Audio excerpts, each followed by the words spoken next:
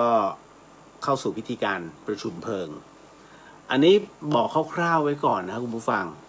นะฮะว่าเป็นพิธี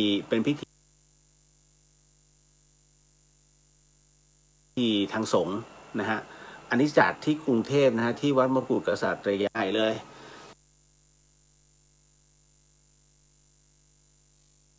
ก็ถึง ถึงแก่มรณภาพอย่างกระทันหันด้วย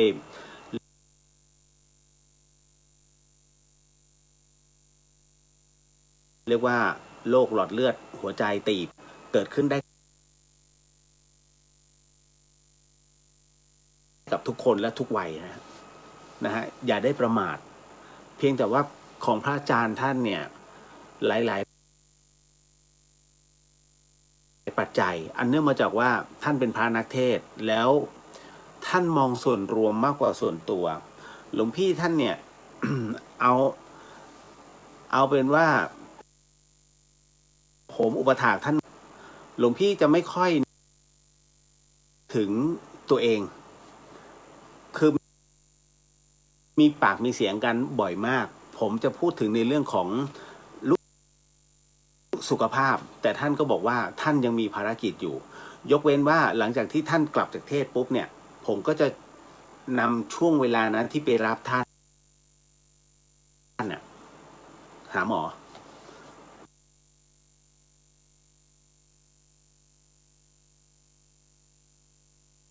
ปรึกษาตรงนั้นตรงนี้ตรงนู้นแล้วแต่ท่านอยากจะไปตรงไหนนั่นนะฮะนั้นวันนี้ผมก็ยัง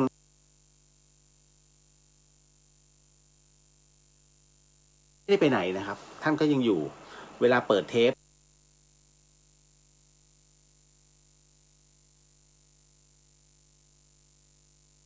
ของท่านแล้วก็ฟังเรื่องราวย้อนหลังเนี่ย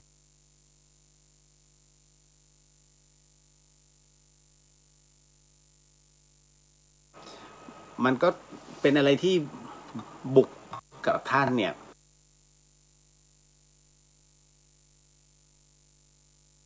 นิมนต์ผ่านอะไรกับท่านมาเยอะมาก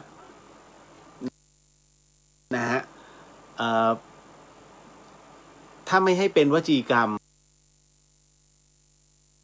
เรียกว่าเล่าสู่กันฟัง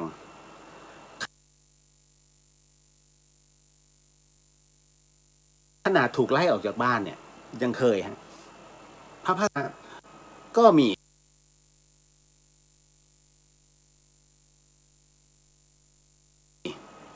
นะเพราะการเทศของหลวงพี่ท่านเนี่ยท่านบอ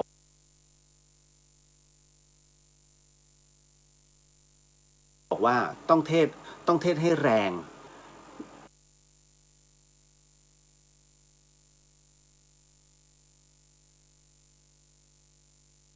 คำพูดของท่านจะไปกระตุกแล้วก็เขาเรียกว่ายั้งตรงนั้นถ้าใครตามจริตท่านไม่ทันก็จะมองว่าโอ้โหหลวงพี่ท่านเทศแรงมากแต่จริงๆไม่ใช่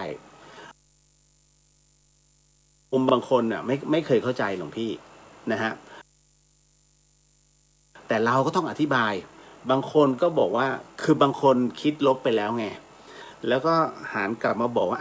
แก้ตัวแทนท่านจริงๆผมจะบอกว่าไม่ใช่พิจารณาดีๆอย่านำเอาสิ่งที่เราเกลียดนะฮะเอามาเป็นตัวตั้งถ้าเราลองเกลียดใครปุ๊บหายใจยังผิดอ่ะถ้าอย่างเงี้ยต้องพิจารณาตัวเราไม่ใช่พิจารณาตัวเขาชอบมองแล้วก็ติชาวบ้านเนี่ยนะฮะเรียกว่า70%ติตัวเองเนี่ยแค่30%แต่คราวนี้ที่ท่านมองกันแต่ถ้าอยากจะให้ดีลองมองชาวบ้าน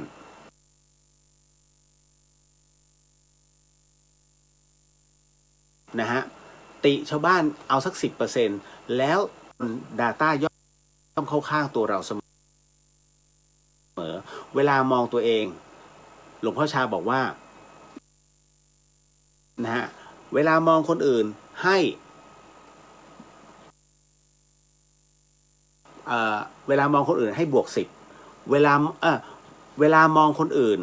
นะฮะให้หาร10 เวลามองตัวเราท่านจะสังเกตไหมครับท่านจะมีทุกอย่างลูกหนักลูกฮาลูกสนุกลูกตลกมีมุกต่างๆนี่ฮะเป็นธรรมะ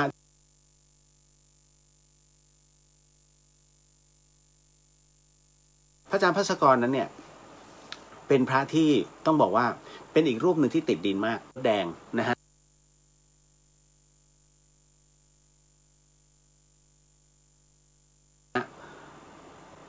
ท่านเป็นพระที่บิณฑบาตทุกครั้งเมื่อกลับมาที่ธรรมสถานท่านเดินบิณฑบาตนะฮะเพราะเพื่อบำเพ็ญฮะเมื่อบำเพ็ญเสร็จปุ๊บเนี่ยก็ต้องคืนสู่เขาเรียกคืนสู่สังคมแล้วกันก็คือเอาธรรมะพุทธเจ้านั้นกลับไปสู่เหล่าพุทธศาสนิกชนให้ได้ท่านจะประมาณนี้นี่คือมุมมองของท่านเลยผมถึงได้โอ้กินใจมากทุกหลายครั้งที่ผมจะไปดักถ่ายอย่างเทปเจาะใจนะฮะผมก็ต้องตื่นแต่เช้าแล้วดักถ่ายหลวงพี่คือผมจะบอกว่าหลวงพี่เดี๋ยวพรุ่งนี้เช้าจะถ่ายนะหลวงพี่บิณฑบาตเลยผมจะไม่บอกว่าผมซ่อนกล้องตรงไหนผมก็จะแอบไปแล้วก็ซูมไกลๆเลยฮะก็จะเห็นท่านเดินเท้าเปล่านะฮะแล้วก็ญาติโยมก็จะดักใส่พระ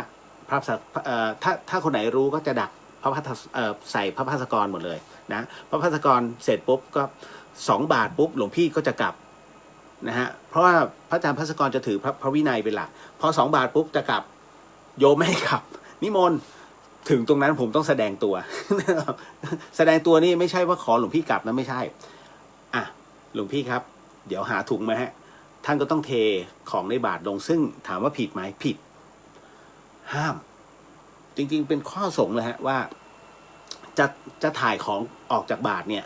กลางทางไม่ได้ต้องกลับมาเรียบร้อยแล้วอีกอย่างหนึ่งก็คือตามพระวินัยสงฆ์รับอาหารได้แค่2 บาทแล้ว2 บาทเนี่ยหมายถึงว่าห้ามล้นปากด้วยซ้ำนี่แหละฮะนี่แหละครับแต่สุดท้ายโดนความทัดทานของโยมไม่ได้ท่านก็ต้องเดินเอียงๆนะแล้วท่านก็รีบเดินกลับพอได้อีกบาทหนึ่งท่านเดินกลับเลยนะไม่สนนะท่านถือว่าพระวินัยมาเป็นหลักนี่แหละฮะ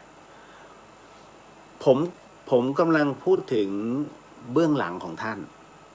หลายๆท่านอาจจะเห็นเบื้องหน้าแต่เนื่องจากว่าผมกับท่านเนี่ยก็เรียกว่าไปนู่นไปนี่กันเสมอนะฮะด้วยความที่ผมเป็นน้องวันนี้ต้องขออนุญาตนะฮะตอบคำถามได้บางอัน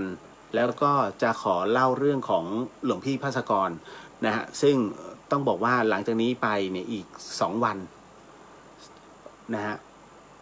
จะไม่มีท่านซึ่งเป็นสังขารล้วนๆแล้วนะฮะเพราะว่าก็จะต้องเข้าในเรื่องของพิธีการนะฮะชาปนกิจสรีระสังขารของท่านอย่างเป็นทางการนะฮะที่วัดมกุฎกษัตริยารามนะหลวงพี่ท่านเนี่ยนะฮะพยายามพิจารณาธรรมทุกวันพระอาจารย์ภัสกรนอกจากพิจารณาธรรมแล้วสิ่งหนึ่งที่ท่านเรียกว่าปลดปล่อยนะฮะเท่าที่ผมเห็นนะครับด้วยความเป็นส่วนตัวด้วยความเป็นน้องชายสิ่งที่ท่านปลดปล่อยมากที่สุดคือการได้ไปช้อปปิ้งพระเครื่อง หลวงพี่จะชอบมากนะฮะไปเดินดูพระไปดูเสร็จปุ๊บท่านก็จะหลวงพี่จะดูพระพักตร์ของพระพุทธเจ้าครับโอ้ร้านนี้พระพักตร์สวยท่านก็จะเดินดูเรียกว่าเปลี่ยนอารมณ์ปรับอารมณ์นะพอเสร็จปุ๊บกลับมาถึงท่านก็จะเขียนเลยมันเหตุนี้เกิดเพราะอะไรทำไมจึงเกิดเหตุแบบนี้แล้วเหตุนี้เนี่ยจะลบได้อย่างไรกรรมตัวนี้เกิดขึ้นได้อย่างไรอะไรจึงเป็นเหตุแห่งกรรมโอ้โหท่านตึกนะฮะคือเราอยู่ใกล้เราเห็นในสิ่งที่ท่านคิดนะฮะผมแค่เขาเรียกครูพักรักจำนะฮะหลวงพี่สอนเสมอแต่ปัจเจกกับปัจเจกก็มาเจอกันไง ผมก็มีแนวทางของผมท่านก็แบบเนี้ยแล้วก็จะปะทะกันแต่ส่วนใหญ่แล้วเนี่ย ผมก็ไม่รู้นะบางทีนะฮะพูดกันเขาเรียกว่าปรึกษากันแบบเสียงดังด้วยความที่เวลาปรึกษาเนี่ยผมจะไม่กล้าพูดถ้าท่านบอกว่าอันนี้ท่านพูดในฐานะพระภาสกรหรือผู้อำนวยการธรรมสถานเนี่ยผมก็จะครับแต่ถ้าเมื่อไหร่ก็ตามที่ท่านบอกว่าอ่ะหลวงพี่อนุญาตเราพูดกันในฉันญาติหมายถึงว่าพี่น้องเท่านั้นแหละ ผมก็ปังเสร็จปุ๊บผมก็นึกว่าท่านไม่ฟังเพราะเวลาปะทะในเรื่องของคือเราคุยกันด้วยเหตุและผลของหลักธรรมนะผมจะเป็นคนที่ชอบสงสัยแล้วก็ถามไปซึ่งผมก็จะมีในส่วนของความเป็นทฤษฎีของเราท่านก็จะมีของท่านเสร็จปุ๊บเมื่อเอาสองทฤษฎีมารวมกันปั้งเวลาปะทะกันเนี่ยฮะเขาเรียกชนกันเนี่ยแต่ว่าผมชนอย่างนอบน้อมนะฮะไม่ใช่อยากจะไม่ใช่พอเสร็จปุ๊บเนี่ยผมมารู้ทีหลังว่าท่านเอาสิ่งที่ผมคิดในบางส่วนไปแมทกับของท่านบางส่วนนะฮะแล้วออกมาเป็นรูปแบบอีกหนึ่งรูปแบบเราก็ถึงได้อ๋อที่ตอนแรกเหมือนกับท่านไม่ฟังแต่พอมาได้ยินหลายๆท่านที่มากราบหลวงพี่ที่ธรรมสถานเนี่ยแล้วได้สนทนาผมจึงได้รู้ว่าอ๋อหลวงพี่เอาตรงนี้ของเราไปพูด มีหน้าล่ะนะฮะท่านก็ฟังแต่ท่านแบบอย่างว่าปัจเจกไงด้วยกันผมก็แอบขำๆบางทีแล้วหลวงพี่ท่านจะเป็นพระที่มีเรียกว่าอารมณ์ดีนะฮะใครที่เป็นศิษย์ของพระอาจารย์ภัสกรท่านจะรู้ดีท่านชอบแย่นะฮะแล้วบางทีเวลาเจอกันเนี่ยนะฮะท่านก็จะทักทายยิ่งเด็กๆนะฮะเด็กผู้ชายเนี่ยท่านจะชอบนะฮะคือเอ็นดูลูกเนนี่หลวงพี่โอ้ยนะฮะ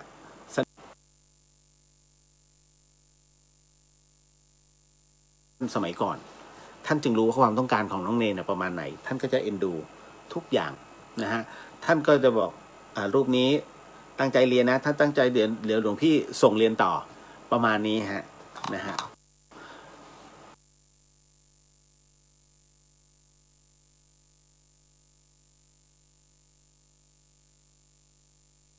นั่นคือหลวงพี่ภัสกร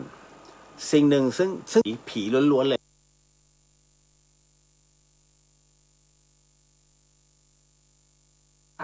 โดยเอาข้อธรรมเนี่ยเอามาจัดผมก็เลยพูดไปตรงๆว่าจริงๆแล้วข้อธรรมผมเนี่ยพอจะรู้คร่าวๆแต่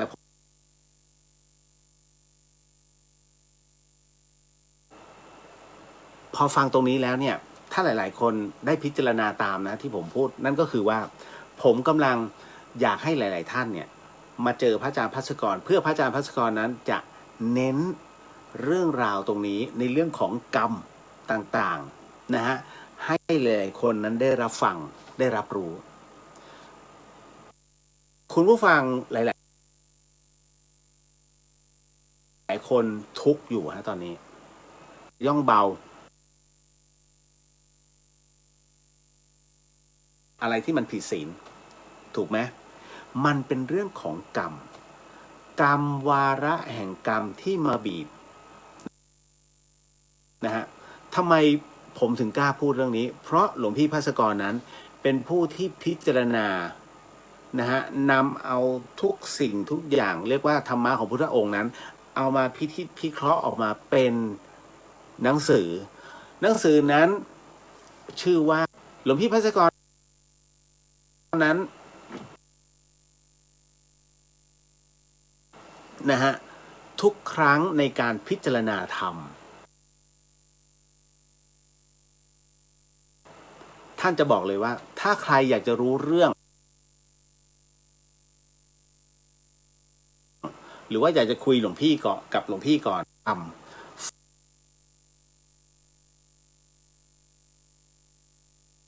ฝรั่งนะฮะทุกที่ชาวต่างชาติทุกที่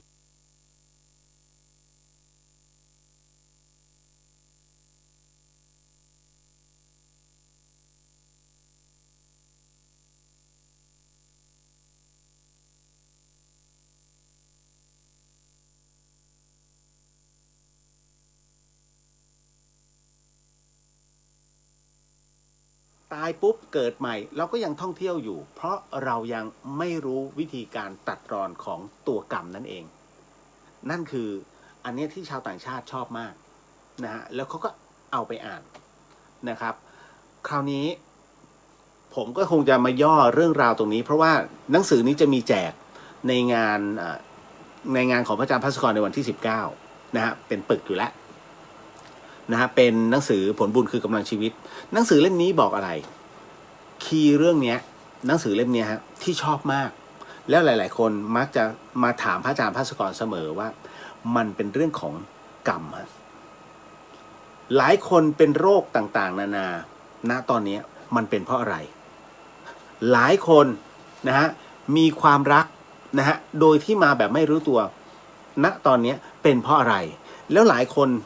ทำไมมีศัตรูซึ่งเขาเกลียดชังเรามากมันเป็นเพราะอะไรมันถูกบันทึกเอาไว้ในนี้หมดแล้วฮะถ้าคุณมีหนังสือเล่มนี้คุณจะเข้าใจทันทีว่ามันเป็นเรื่องกรรมแล้วกรรมนั้นสามารถข้ามภพข้ามชาติได้ด้วยความสนุกอยู่ตรงนี้ฮะจริงเหรอ